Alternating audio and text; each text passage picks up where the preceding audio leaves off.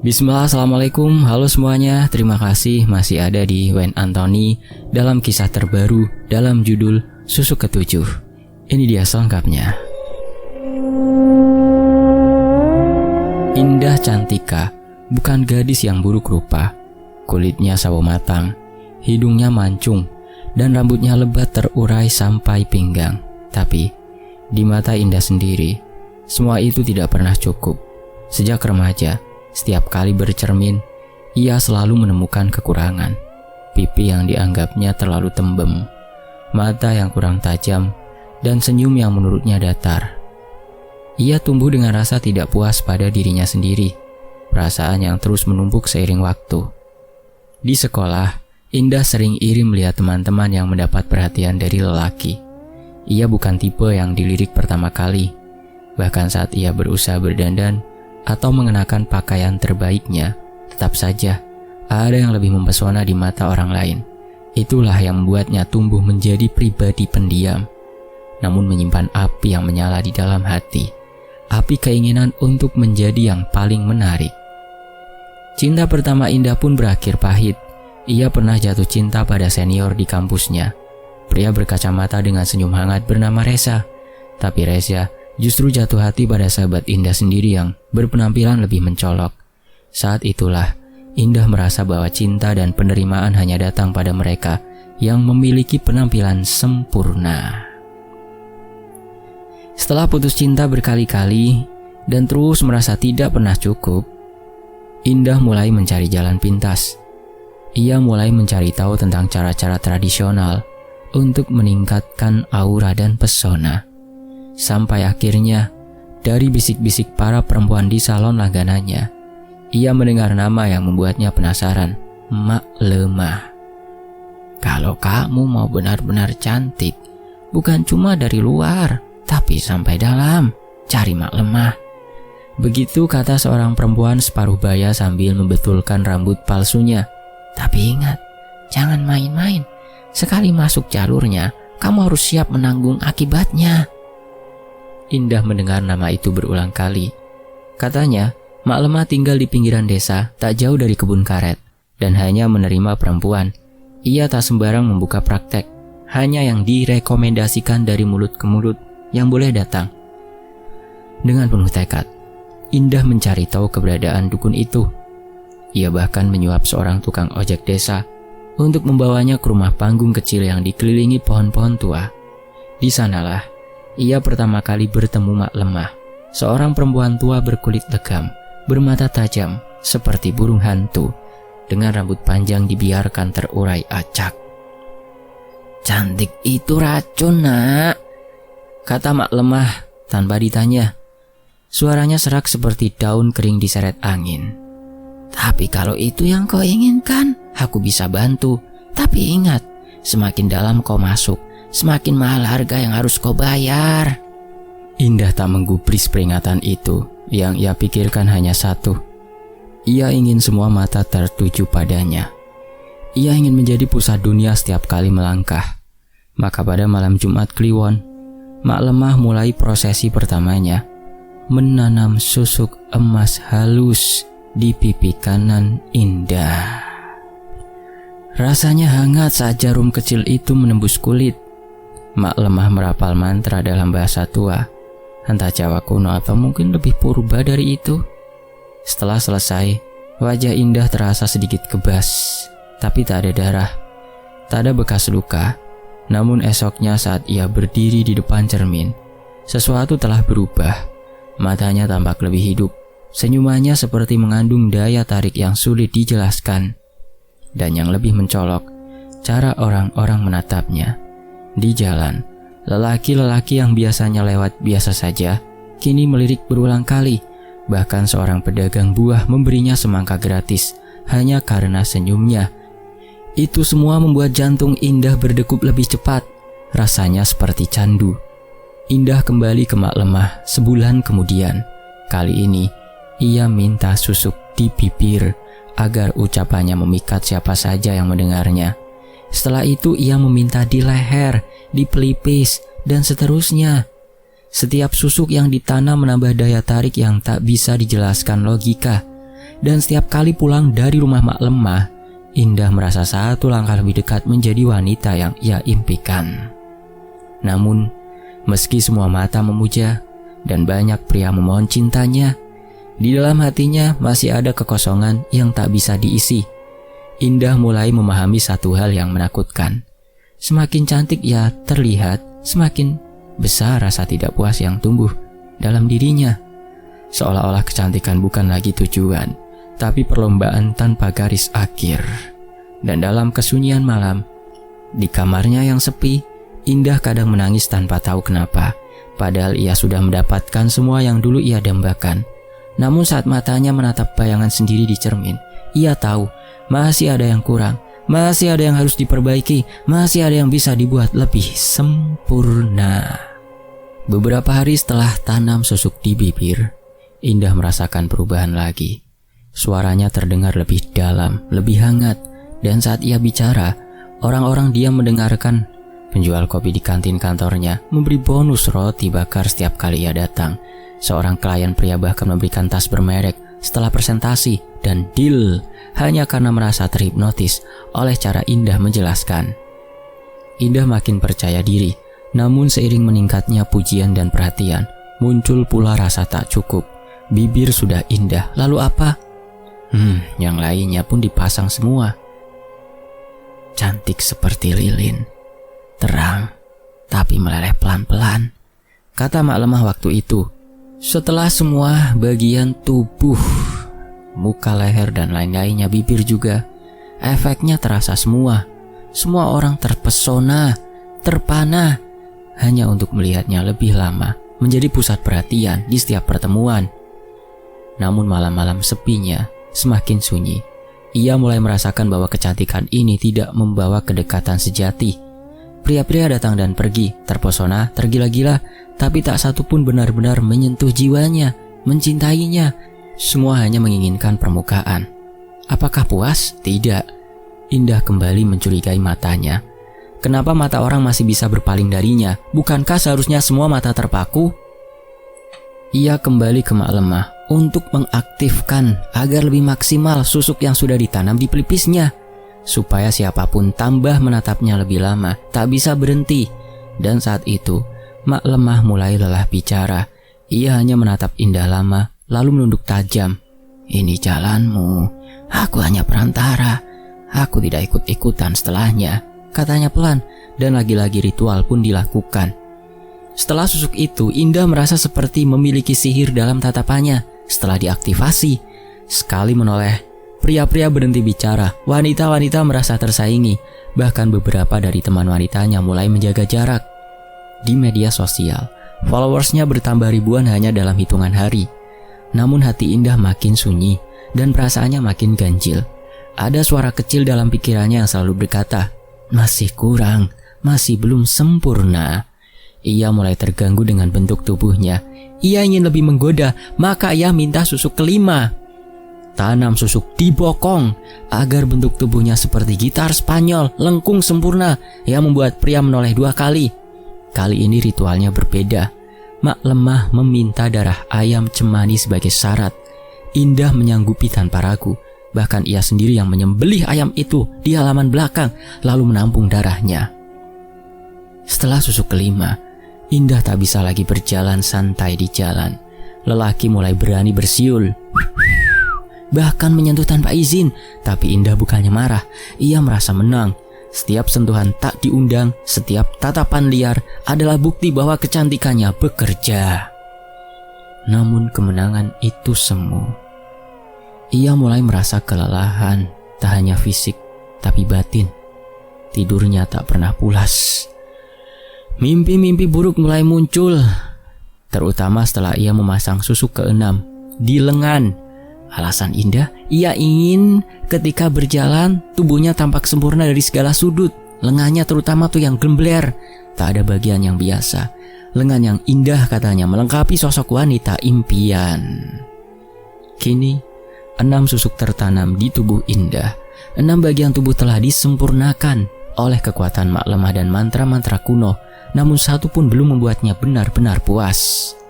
Setiap pagi saat berdandan di depan kaca, Ia menatap wajahnya lama.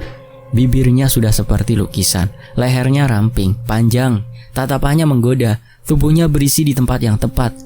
Tapi masih ada yang mengganjal, bukan di wajah, bukan di rambut, bukan pula di kulit, tapi di dalam dadanya.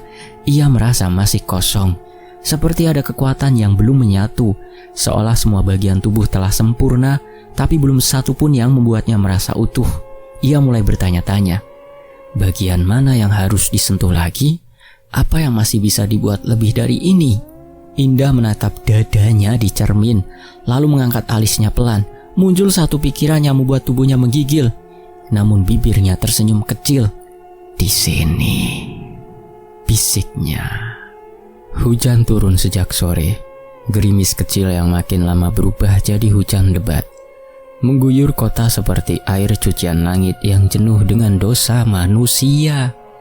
Tapi malam itu, Indah tetap melangkah keluar dari mobilnya, mengenakan jas hujan tipis, menuju jalan sempit yang dikelilingi semak-semak liar dan suara kodok bersahutan.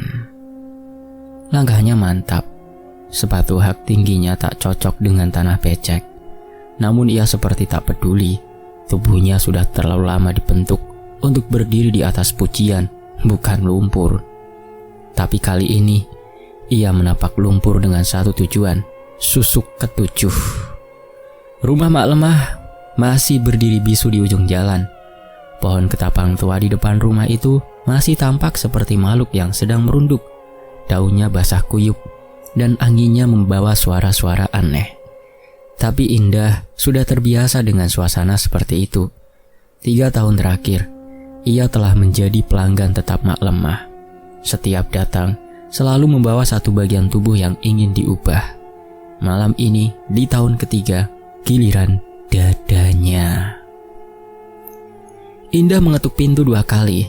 Tak lama pintu terbuka, dan muncul wajah Mak Lemah yang tampak lebih tua dari sebelumnya. Kulitnya makin keriput, tapi matanya tetap tajam. Mata yang seperti bisa menembus topeng kecantikan siapapun. Masuk, gumamnya singkat. Di dalam rumah, bau dupa lebih menyengat dari biasanya.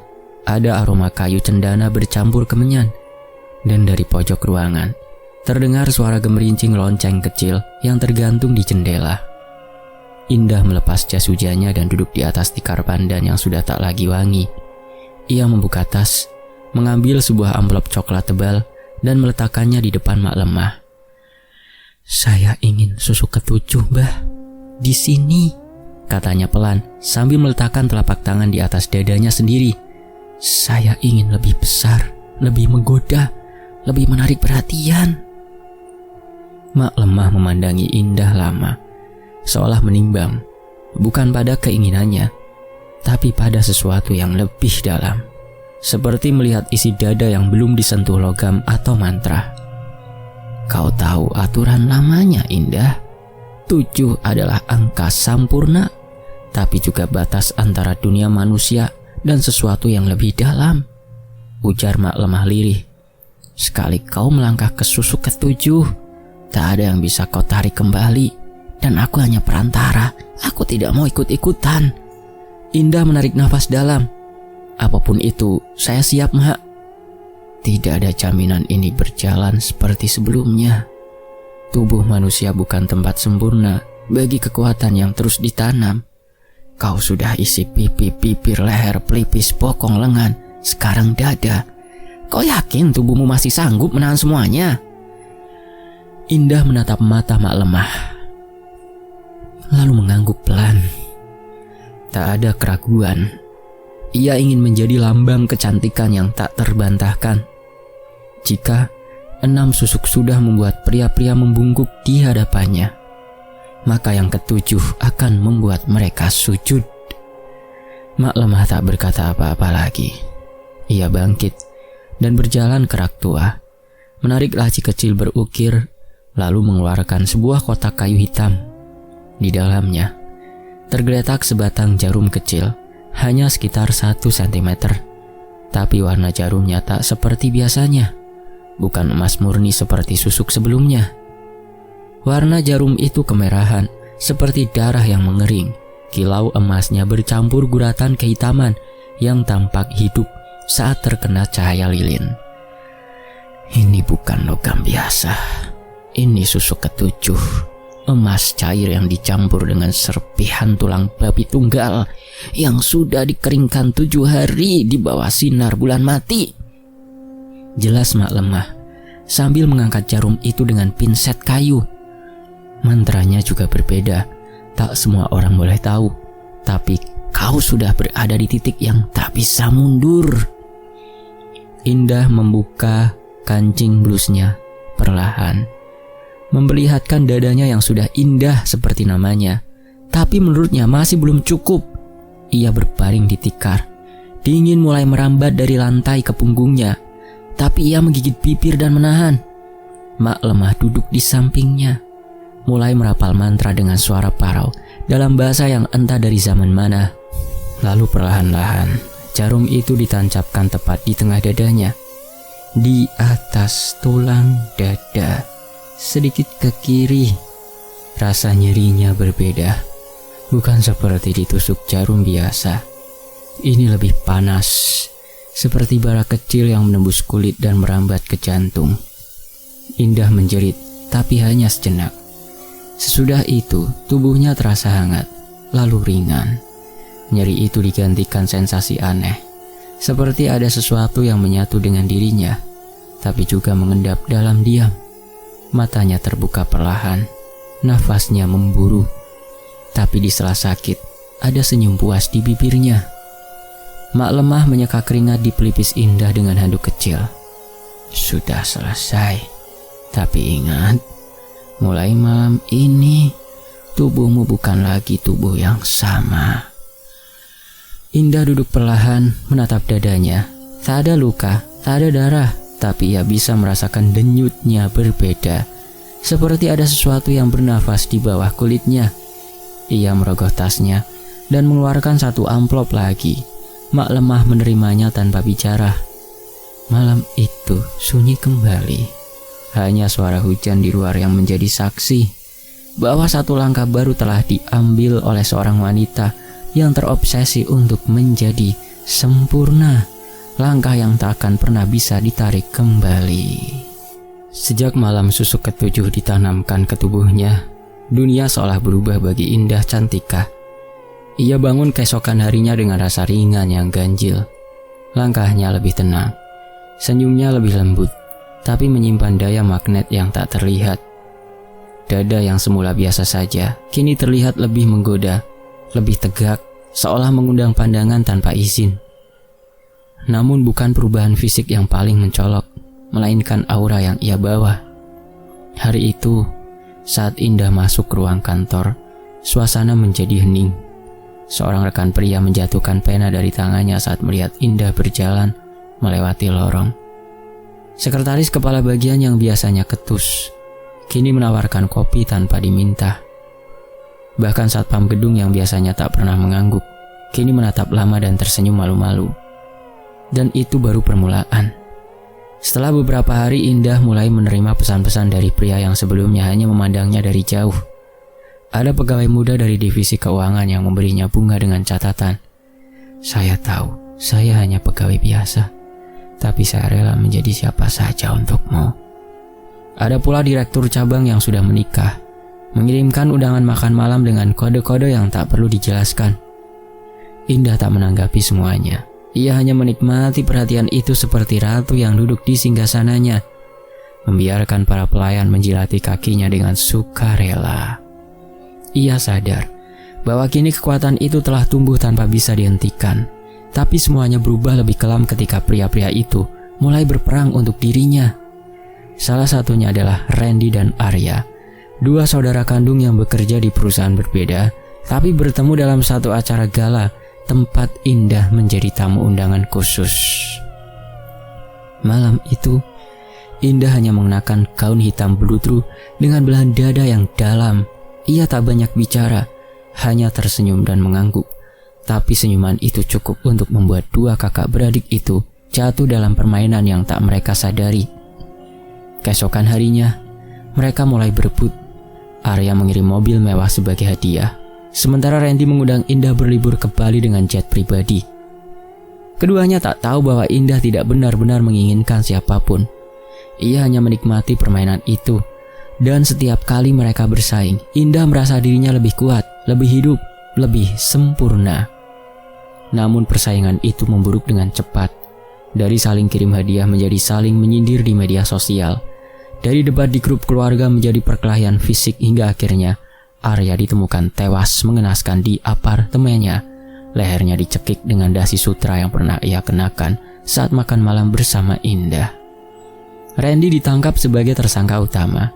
Polisi menemukan sidik jarinya di sebotol wine pecah di tempat kejadian. Tapi Randy hanya bergumam saat diperiksa. Aku tak tahu kenapa aku begitu marah. Aku hanya tidak rela dia jatuh ke tangan siapapun. Indah menerima kabar itu dengan wajah datar. Apakah ia menyesal? Tidak. Tapi ia sempat termenung lama di depan cermin. Tatapannya dalam, penuh teka-teki. Di balik kecantikannya yang nyaris seperti boneka porselen, ia mulai bertanya pada dirinya sendiri. Apa yang sebenarnya telah ia lepaskan ke dunia?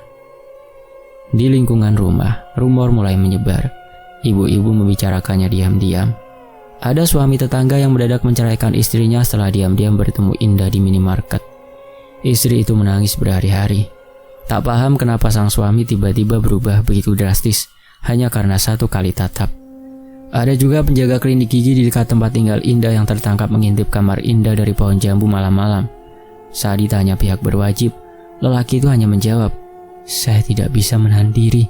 Dia seperti cahaya dalam gelap." Indah tahu semua itu dan dalam hati kecilnya, kadang ia merasa takut pada dirinya sendiri. Tapi rasa takut itu tak lebih besar dari rasa kemenangan yang mengalir di nadinya setiap kali seseorang jatuh cinta padanya sampai kehilangan akal. Ia mulai menghindari tempat ramai, bukan karena takut, tapi karena terlalu lelah menghadapi kerumunan pria haus yang hanya melihat permukaan. Ia lebih senang berjalan di malam hari, menyusuri taman kota, hanya ditemani angin dan bayangan panjangnya sendiri. Namun meski ia berusaha menjaga jarak, orang-orang tetap datang. Ada yang mengirim surat berisi darah jari mereka sendiri, mengaku rela menyakiti diri demi mendapatkan hatinya. Ada yang mengikuti Indah dari tempat kerja sampai rumah. Ada pula yang sampai membakar dirinya sendiri di depan kantor polisi karena cintanya ditolak.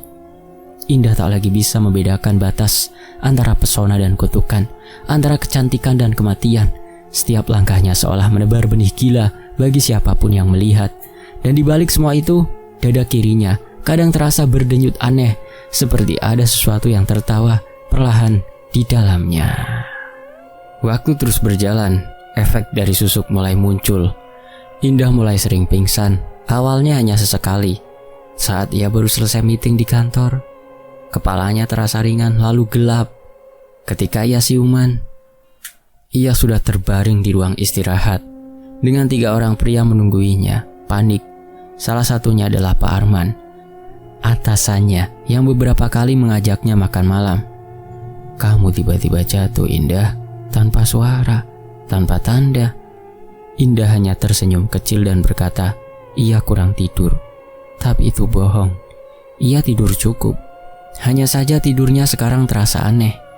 Ia kerap bermimpi hal-hal yang mengganggu, tentang hutan gelap, tentang bayangan hitam tanpa wajah yang mendekat dan menempel di dadanya. Dalam mimpi itu, makhluk itu seperti berbicara langsung ke jantungnya, tapi bukan dengan suara, dengan getaran, dengan rasa dinginnya menggigit.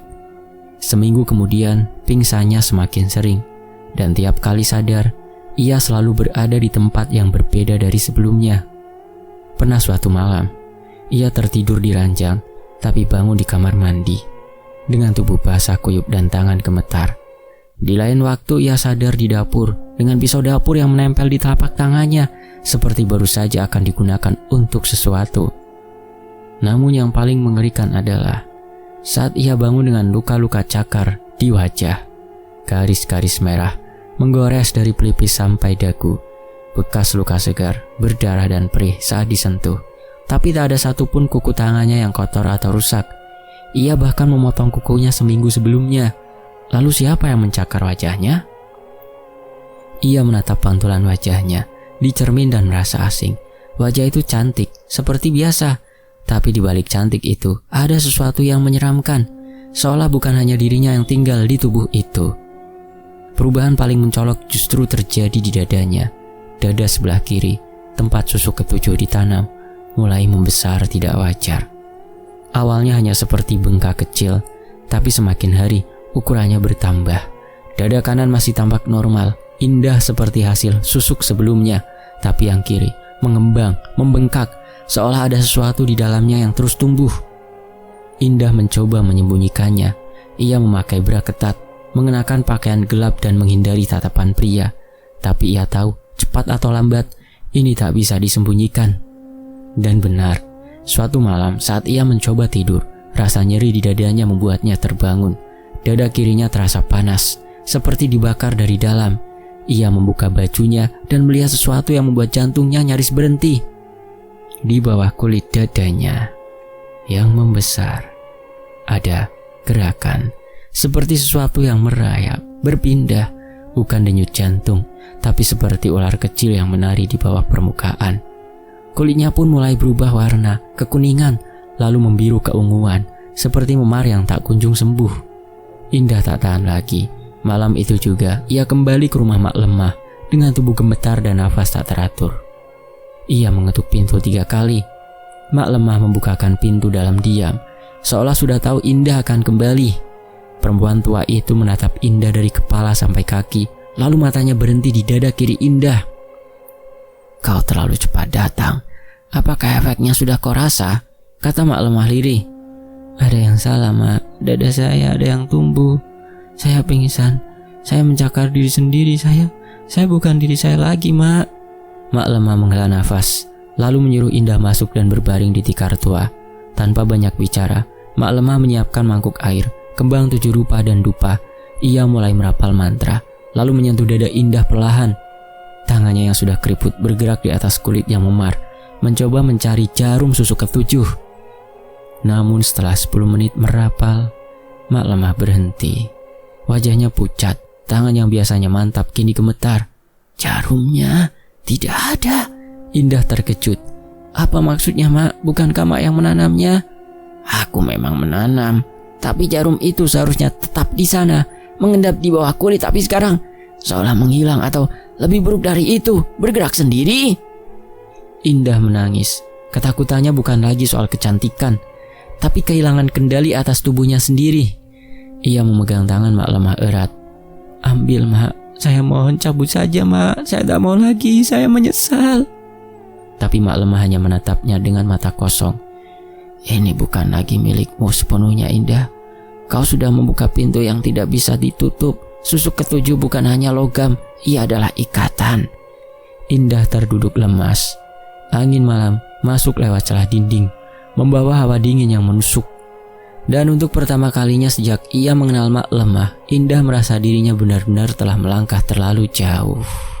Hari demi hari berlalu, dan tubuh Indah Cantika tak lagi seperti dulu. Susuk ketujuh yang dahulu ia tanam dengan penuh keyakinan, kini menjelma menjadi kutukan hidup yang merusak tubuhnya perlahan-lahan. Dada kirinya yang semula tampak indah dan menggoda, kini membesar dengan bentuk tak wajar. Bukan menggairahkan, tapi mengerikan. Kulit di sekitarnya menegang, menipis dan tampak seperti hendak pecah kapan saja. Lebih buruk lagi, warna kulit Indah mulai berubah, bukan hanya di dada, tapi di seluruh bagian tubuh yang pernah ditanami susuk. Pipi, bibir, pelipis, lengan hingga bokong, semuanya membiru, lalu menghitam. Bau busuk mulai muncul, samar-samar di awal, seperti daging basi yang terselip di balik lemari. Tapi semakin hari, bau itu makin pekat, menyengat, menempel di udara, dan tak bisa dihilangkan meski ia mandi berkali-kali dengan air kembang atau sabun wangi. Indah mencoba bertahan. Ia menyemprotkan parfum mahal, membakar dupa, bahkan merendam tubuh dalam air jeruk nipis dan bunga kenanga. Tapi semua sia-sia. Bau itu seperti berasal dari dalam tubuhnya sendiri, dari daging yang mulai mati perlahan. Malam-malamnya tak lagi sunyi. Ia mendengar suara-suara, bukan dari luar, tapi dari dalam dirinya sendiri.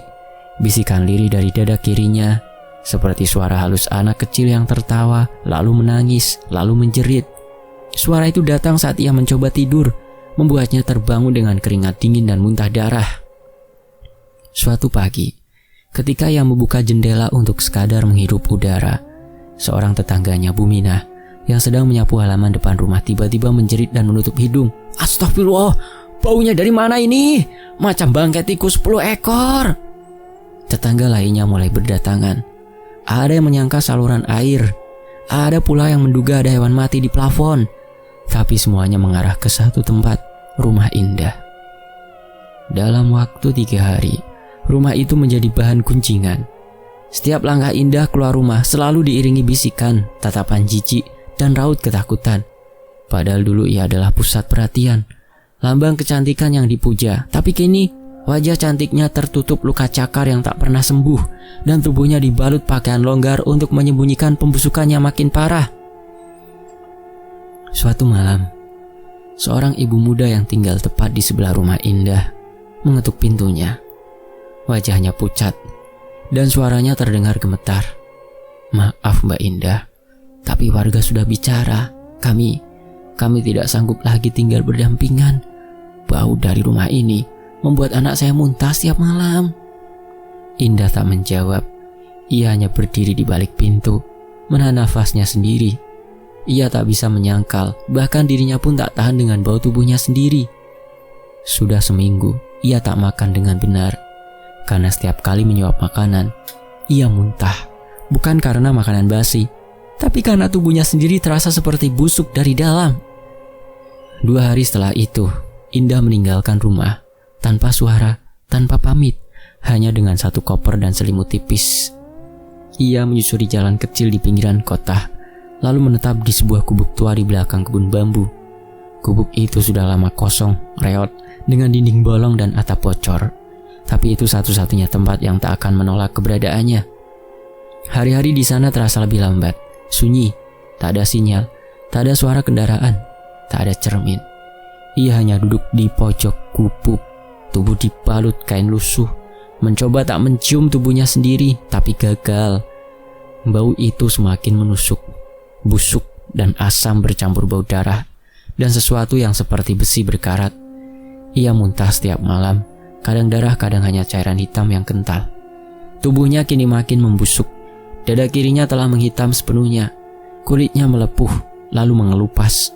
Saat disentuh, terasa seperti balon berisi cairan, dan kadang terasa ada gerakan kecil dari dalam, seperti sesuatu yang masih hidup. Indah tak lagi menangis. Tangisnya sudah habis di hari-hari awal pengasingan. Kini ia hanya duduk diam, seperti boneka rusak yang menunggu dibuang. Dalam kesunyian itu ia merenung. Semua ini bermula dari satu hal, keinginan untuk terlihat sempurna, obsesi menjadi wanita tercantik. Padahal dulu ia pernah bahagia dengan dirinya yang sederhana. Tapi keserakahan, keinginan yang tak pernah habis mengantarkannya ke titik ini. Keinginan adalah sumber penderitaan. Ia teringat kata-kata mak lemah, malam saat susuk ke-7 ditanamkan. 7 adalah sempurna, tapi juga batas antara manusia dan sesuatu yang lebih dalam. Indah kini paham maksudnya. Ia telah melampaui batas itu, menjadi sesuatu yang bukan manusia seutuhnya. Tidak pula makhluk gaib, tapi makhluk celaka yang tubuhnya ditolak oleh dunia dan jiwanya tak diterima langit.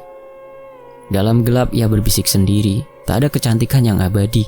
Semua akan membusuk, semua akan lenyap di liang lahat. Dan pada suatu malam yang dingin, saat hujan deras mengguyur atap gubuk dan petir menyambar di kejatuhan, Indah terdengar muntah keras, lalu sunyi. Tetangga dari dusun sebelah yang melintas keesokan harinya mencium bau aneh dari arah gubuk bambu. Ketika dilihat, tubuh Indah sudah membiru sepenuhnya, dikelilingi lalat dan cacing yang menggeliat di tanah. Tak ada jerit, tak ada air mata, hanya mayat seorang perempuan cantik yang terlalu ingin disembah. Dan cerita Indah Cantika pun tamat, ditelan keserakahan yang ditanam dalam tubuhnya sendiri. Terima kasih buat teman-teman yang sudah menyimak di channel YouTube Wayne Anthony ini. Mohon maaf kalau ada salah kata atau dalam pengucapan, mohon maaf ya. Sampai jumpa di kisah berikutnya. Wassalamualaikum.